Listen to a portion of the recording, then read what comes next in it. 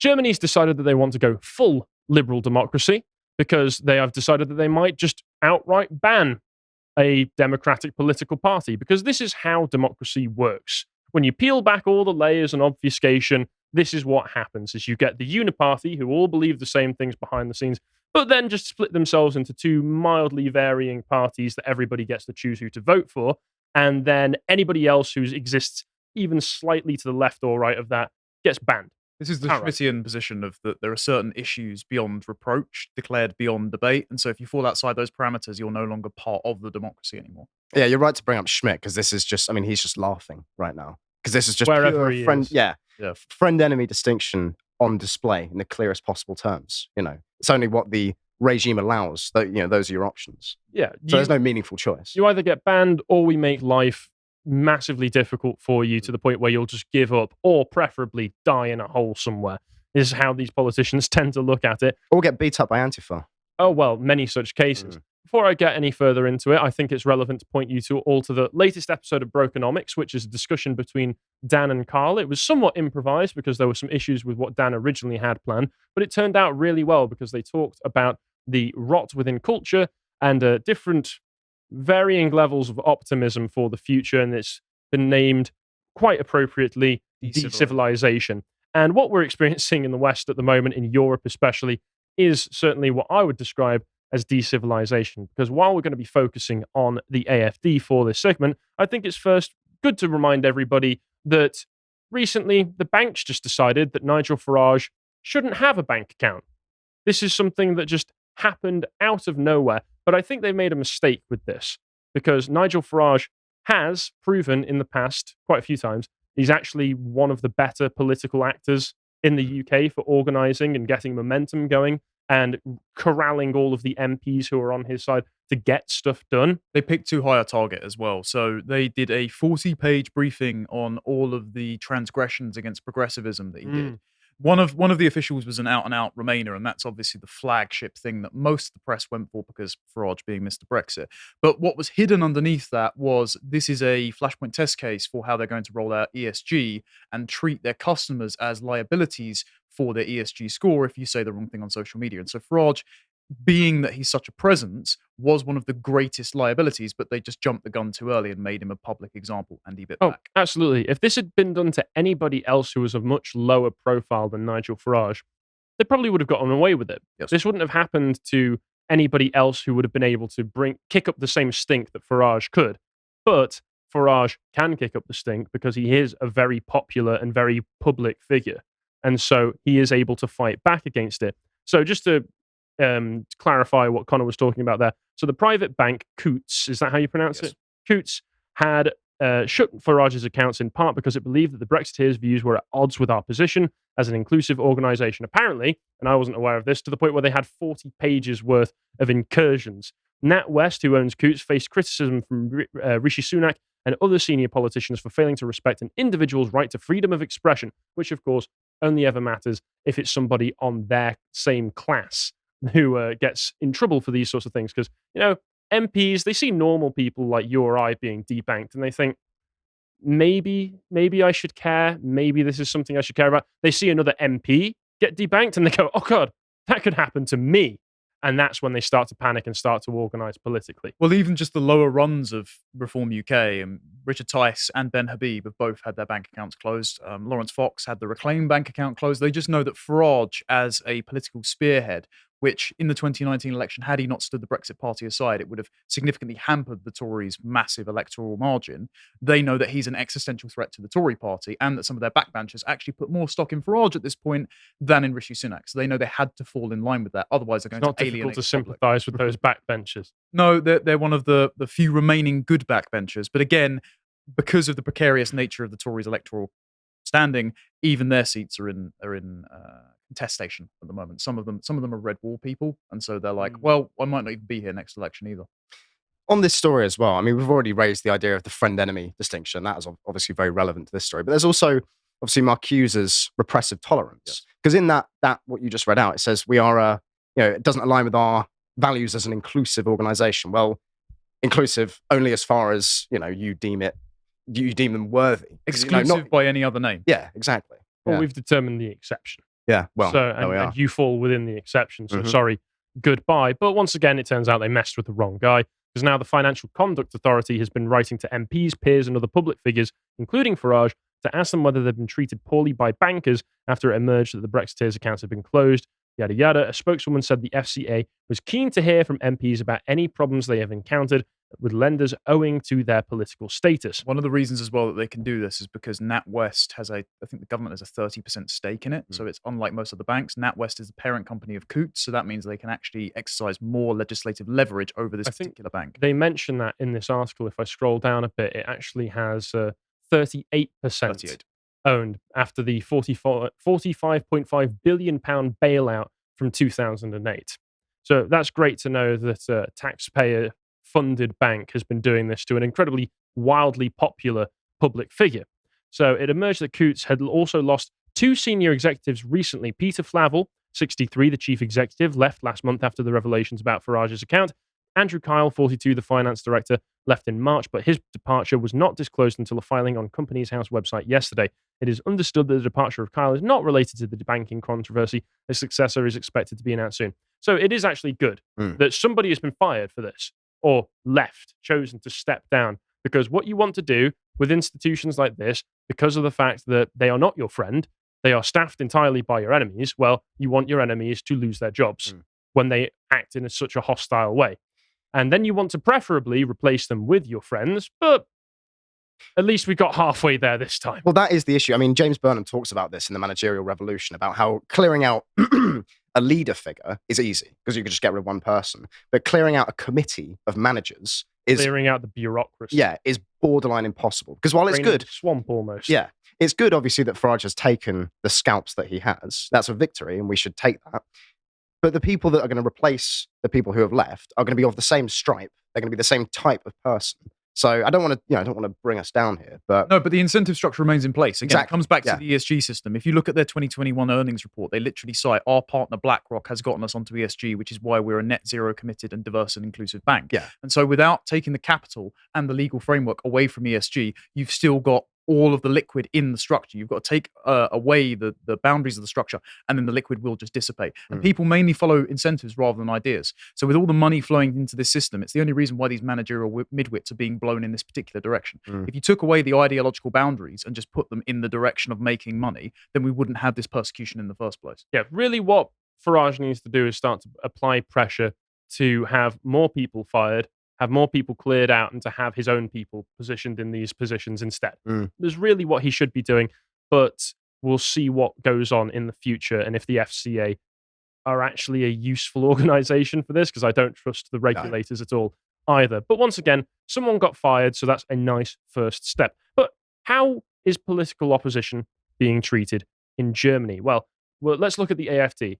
We have spoken about the AfD a number of times. I know that this segment that Callum did was mainly about Mr. Krabs' AI singing songs. But did you not watch this segment? No. Callum has a very esoteric manner when it comes to dancing around particular subjects and getting to the point of them. It was very entertaining. But at the end of this, we discussed how the AfD have been making major strides in German politics. They have now become the second biggest party in Germany, and many are labeling them as being far right.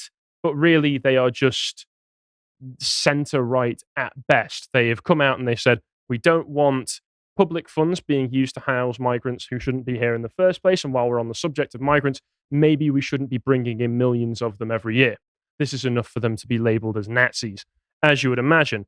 And we've actually done an interview with them in the past. Carl and Callum have both been quite close to the AfD and speaking to them. And whenever they discuss the AfD, they remind me of one thing, that these are just normal, friendly German chaps. They're not going around in jackboots, stomping around, goose-stepping and throwing up Roman salutes or anything like that. They're just people who love their country, which is honestly something unusual in Germany. If you love your country in Germany, they do just kind of assume that you are a Nazi.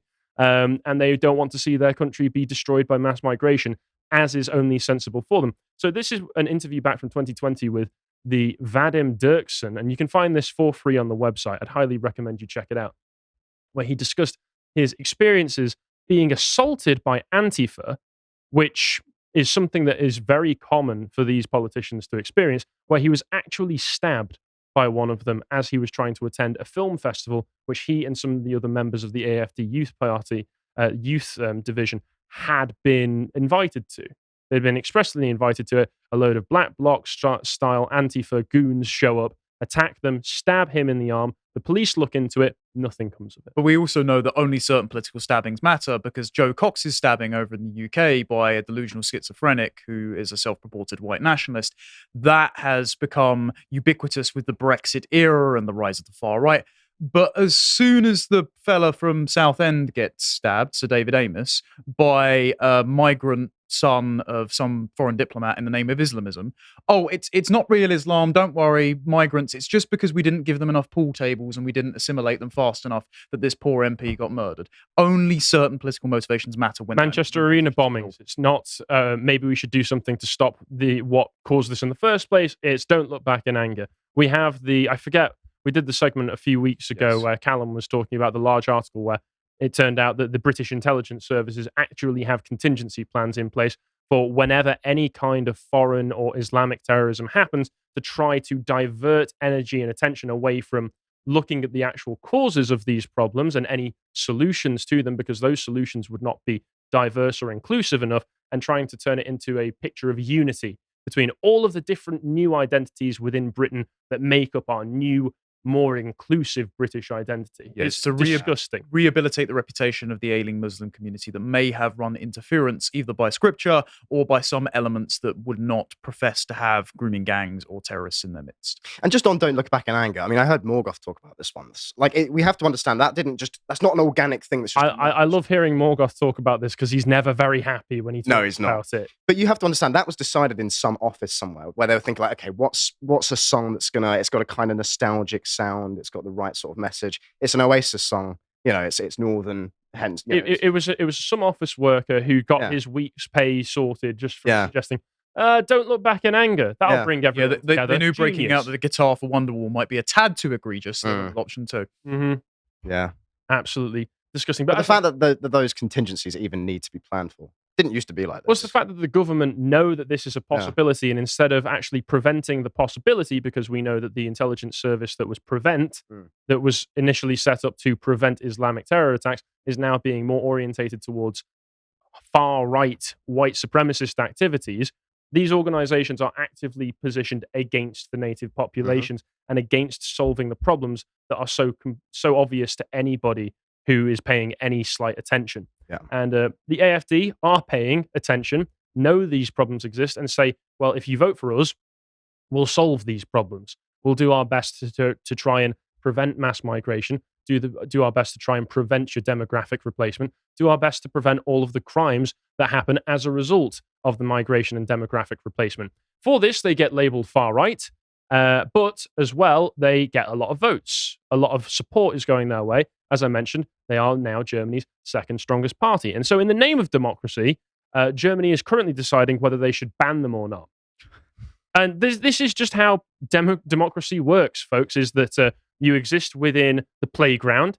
And if you don't want to be in the playground, well, then you're not one of the cool kids and you're going to get grounded. You're going to get put in detention, and preferably you'll lose your livelihood, lose your job, and eventually be exiled like some kind of thought terrorist, where you can die off in some far-flung country if we don't just put you in prison. This is a point that's often made on Timcast, is that when the Democrats talk about our democracy, they are literally delineating us, as in their club, and you. You are excluded from the democracy. You're an existential threat to it, and so you must be ostracized and cracked down on, even to the level of parents complaining at school boards about sexual perversion in their materials. And it's because in the American context, you've got the emergence of the constitutional republic, the original thing, and this kind of barnacle ideology of the multicultural democracy being grafted onto it that is metastasizing and parasitic and taking over the original organism.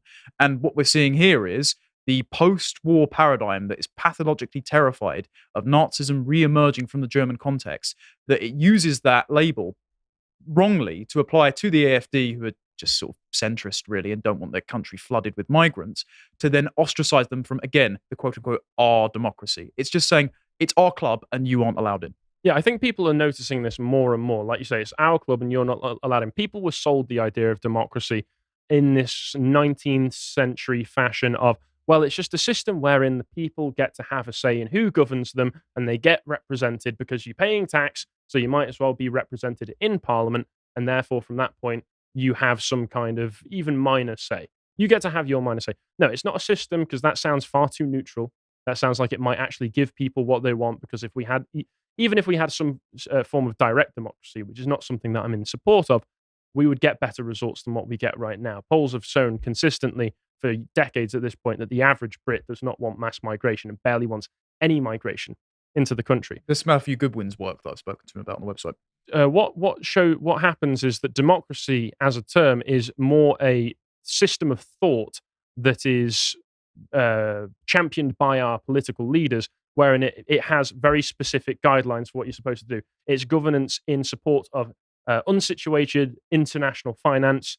It is in support of mass migration. It is in support of the completely disconnected universal liberal idea of the universal man, wherein anybody in any nation is interchangeable economic units that can be shuffled around like you do numbers on a spreadsheet. That's what democracy is. It is completely hostile to anything that can be considered perennial, parochial, and native to European peoples, because it's more than happy to, support the identity of foreign nations and foreign peoples who come over here, but nothing would do nothing of the sort for any of us, because that would be fascism. Well, on that as well, do you notice that when the types you're talking about say they talk about our democracy, they're just using that as a synonym for country. Like they could say this is extremely dangerous to our country, but instead they use the word democracy, which I don't know. I just think that's it's really far weird. more international, isn't it? Yeah. Well, it's not just rooting that. it anywhere. Well, You exactly. don't want to root it anywhere. Because I've heard even people on our side of things, I mean, sort of centre-right types, they refer to Britain as our democracy. And I say, like, why aren't you calling it our country?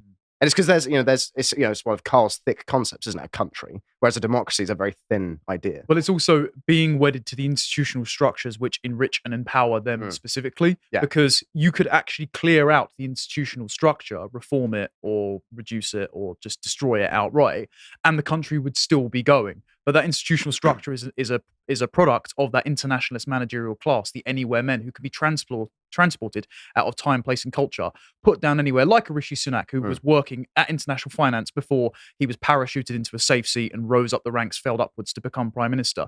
Those people, that structure can be transplanted anywhere to create a homogenous world state. Whereas we're saying, well, no, we're particular to our country, time, and place. And actually, we don't want the expats of the third world flooded in to fundamentally transform that into a regionally managed constituency of that global government. It just comes down to this argument between, what makes the place? Is it the people or is it the ideas? Yes. And this debate is ongoing in the distant right, certainly.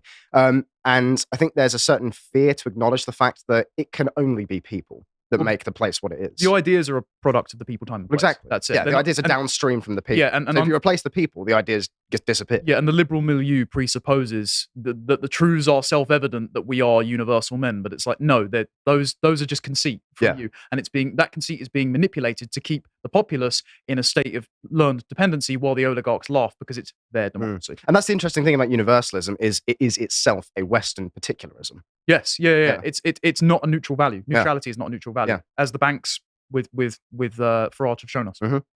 Yes, absolutely. Basically, to sum all of that up, democracy is the ideology of globalism, basically there. But let's read on with this article and see what it says. There is quite a bit of information to go through here, so I'll try and be quick with this. So Germany is currently debating whether to ban the far-right alternative for Germany, as the party surges to 21% in the polls amid warnings from intelligence officials that its members are becoming increasingly extreme. So I think last year, the intelligence agencies in Germany decided that they're going to focus a lot of attention on spying on AfD members. Similar, once again, to how Prevent over here is spying on native Brits, who they deem to be white supremacists, and the FBI in America is doing very similar things with its own native population, who say, well, we don't want gender studies in schools, for instance. They're now far-right extremists as well. These terms are all incredibly grey and malleable so that they can just be attached to anyone at any time, at any place, to designate them as an enemy of the state.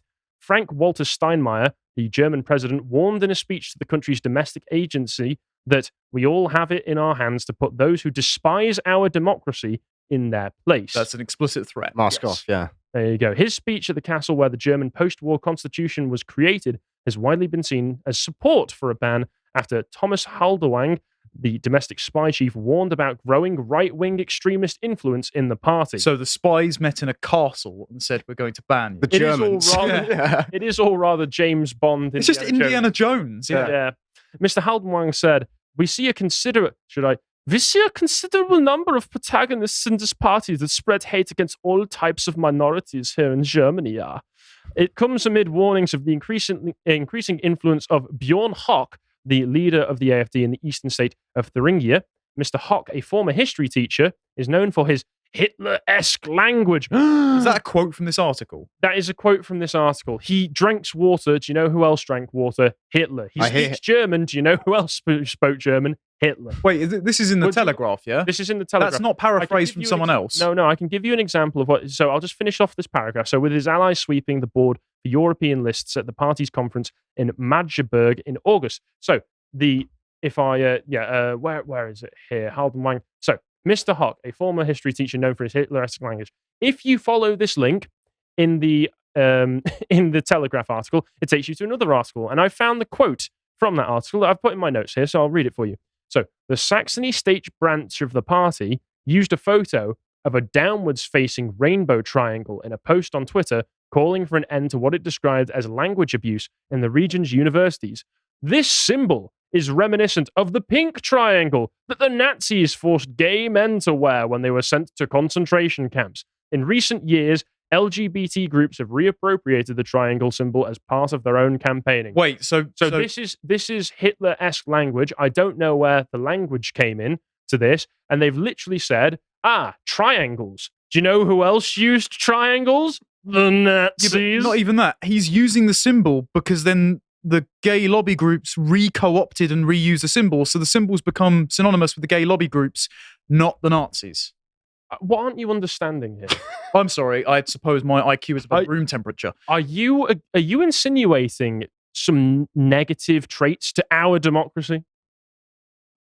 This is very subversive behavior, comrade. But let's go back to this article now. So, in a rare move, the respected Der Spiegel news magazine. What's with the editorializing in this? I know, it's atypical very, of Telegraph. It's very strange. They wade into the debate with a leader titled "Ban the Enemies of the Constitution." Well, that couldn't be any more blatant if they tried. It warned that the AfD had become more and more radicalized. It's time to defend democracy with better weapons. This is, once again, sounding more and more extreme language coming from the people who are supposedly defending peace, justice, and the German way. Okay. All right. The co-leader of Olaf Scholz's ruling Social Democrats also said a ban should be considered if the AfD is categorized as a group of proven right-wing extremists by the Federal Office for the Protection of the Constitution. So, if the experts say it. Yeah. So, yes, the leading branch of government says that if a separate branch of government, which presumably they're in charge with or at least work closely with, say that the main threat to their own party are a bunch of terrorists, then we've got no choice but to decide that they're a bunch of terrorists and we've got to ban them. But especially if they increase their budget and are no threat to the permanently enshrined anti-democratic bureaucracy that is gatekeeping the democracy. It's the same way that the FBI were all too happy to persecute Trump because Trump wanted to rescind the size of the intelligence state. And this is just a hilarious farce, as far as I'm concerned. But just the language again here that's being used about radicalization and extreme and so on. Like, this is all, for one thing, very emotive language. But it's all relative language as well. Because I think radical and extreme are two different things. Because radical to me just means you're just outside the mainstream paradigm. It's not a bad thing in and of itself to be radical. This is where the whole sort of sensible centrist idea comes from. It's in this country, for example, radical to oppose immigration in many ways. Even though most people agree with that position, but it's in opposition to the ruling class to hold that position. Because our ruling class are the most radically left-wing. I would say the ruling class that we've ever had. But this is the distinction. I think the ruling class are extreme. Therefore, if you oppose them, then you are radical. Yes. But that doesn't necessarily mean that you are yourself extreme. Does that make sense? Yeah. Yes. Yeah. Anyway. I'll carry on with this. There's just a few more examples. So we've got the German Institute for Human Rights, a non-governmental organization. The NGOs. We love our NGOs. Completely apolitical organizations. Yep, every single one of them. They're just neutral charities. They're not full of subversives who hate Europe. They declared last week that the AfD have reached a degree of dangerousness. This is official expert language, dangerousness, that they can be banned according to the Constitution. They warned in an analysis that the party is actively and methodically trying to implement its racist and right-wing extremist goals and shifting the limits of what can be said so that people can get used to their ethno-nationalist positions. Great. Where can I sign up? Disavow. Only joking, of course. They are normal people. As we mentioned, they are at most centre-right. Can I just expose a quick example of why the NGO bureaucracy is not politically neutral? Go ahead. Back when I was in the environmental sector, we were applying for charity status, and we got repeatedly harangued because we'd written articles critical of Extinction Rebellion before as a political group, but they had already accepted and upheld the Marxist Libraries petition to be a licensed charity. See, I'm reliably told that Extinction Rebellion and Just a Paul and so on, they're like the rebels, right? No, they're like against the establishment. They're manufacturing consent on behalf of the establishment because they do what the UN already wants them to do, just faster. I think they're the punk rock cool kids, and I want to be a part Oh, you can tell by the hair dye, definitely. Of course, yeah. But if we're talking about extremism, let's look at what actually happens to the AFD. I've already told you about the interview that we had with their youth leader who got stabbed for trying to attend a public film festival that he was invited to. Well, most recently, just the other day, the Bavaria chief of the AFD was beaten up in what he described as an organized migrant attack. So this is what he looks like normally. They don't have any actual pictures, but they do have a video embedded of a recent interview that he did. Blimey. Jesus. This is what they did to him. So I'll just read through a little bit of this article. So he's a candidate for state legislature. He said that it was a politically motivated attack by migrants. Andreas Jerker was returning home with a party colleague on Sunday when he was approached by a group of foreign males who asked him if he was the AFD candidate featured on nearby posters. Before he could answer, Jerker was punched and kicked to the ground with shouts of "effing Nazi." His party colleague was also assaulted. In a post-attack statement, he confirmed that the perpetrators of the attack were indeed of foreign origin. In his own words, "I don't mean Spaniards or Italians." Englishmen, presumably. Yeah, obviously it must have been French. Acts of violence by left-wing anti-fascist groups are a regular occurrence for the AFD representatives, as is state-backed harassment from domestic intelligence services, the BFV, who formally placed the party under surveillance last year. So obviously, under any other circumstances, if he was, say, a left-wing politician, this could sound like some kind of Jussie Smollett incident. But this is a regular occurrence for them. We have multiple accounts of very similar things happening. We've had interviews from a gentleman from the AFD spoken to Callum about similar things happening to him. So there is no real reason to deny that anything like this would happen when foreigners come over to European countries and they know that the parties in charge are going to give them overwhelming benefits and they are on the side of power. They know that they can get away with this. Is this being looked into by the police? The article doesn't show, but given the track record of the police with the other attacks that we've been discussing here, I doubt anything will come of this because this is state-approved violence. This is state-backed violence. Anti-fascist groups in Europe and across the West are allowed free rein to do whatever they want as long as the people that they are targeting are going against the political establishment, even only slightly. American politicians as well, like Jerry Nadler, will deny their existence and call them a myth as they're currently burning down churches and businesses. It's just an idea, bro. Yeah. But what is it? What is it that the AFD are opposing? Because, we say all of this, but Germany might be a perfect utopia of multiculturalism where people come over and they're able to integrate immediately. They get their passport, and the second they get that passport, it magically, as soon as it comes into contact with their skin, they're German. Just as German as the rest of them. When they get their passport, their entire heritage, German. They hold a Stein and a Bratwurst. All of their history before that erased. They are now perfectly German. They have no cultural or ethnic baggage that comes with their identity. Well, there was an actually quite useful, unheard article that I found. Germany cannot keep ignoring AFD voter concerns. I'm going to ignore the editorializing in here because she is, of course, also saying that they are a far-right Nazi party because they oppose the problems that she clearly outlines in here. So that's always interesting how that works. But I'll just read some of the information she gives. So the town of Fürstenwald was embroiled in a bitter battle to stop a school sports hall from being turned into an accommodation for migrants, an issue that united supporters of almost all of the political parties, but the AFD are the only major political party that say that they want to sort these problems out nationwide. A commuter town, Fürstenwald is a commuter town by the River Spree with a handful of shops, cobbled streets, and a small cathedral. One of the topics in the beer garden revolved around a brutal stabbing that had taken place in the town a few days earlier. A 26-year-old man from Styria had stabbed another man several times before fleeing the scene. Many such cases. After hours of searching, Police tactical units eventually apprehended him. The fact that he is currently detained in a psychiatric hospital rather than custody has led to further speculation as to whether the police are treating his case seriously enough. For instance, the medieval village of Schomburg as well, north of Berlin, has 250 inhabitants and is supposed to find housing for 80 refugees. So that's what? A third. Jesus. A third of the population is going to be imported into a tiny medieval community. The local government is looking to lease a plot of land from the parish right in the village centre to build a container settlement. Residents told the local press that it's too much for the village. We don't have anything here. No infrastructure, nothing. They didn't even consult us. So if you believe in democracy as a system, you would listen to the people. But democracy as a belief system says, no, you have to accept this because your democratically elected leaders say so. And let's not forget this. Yes. The 2015 to 2016 New Year's Eve sexual assaults in Germany. And this was something that was just horrible. 1,200 women had been sexually assaulted on the New Year's night entirely by migrants. Are we expected to care about this? No. We're expected to forget about this. AfD seem to be the only party in Germany who actually care about this, who have any sort of political hopes and support behind them. So maybe they can do something about it. Maybe they can't. Either way, if they can do something about it, the German establishment might just ban them. So may all of our politicians burn, metaphorically. In Minecraft. Thanks for watching this segment from the podcast The Lotus Eaters. I really hope you enjoyed it.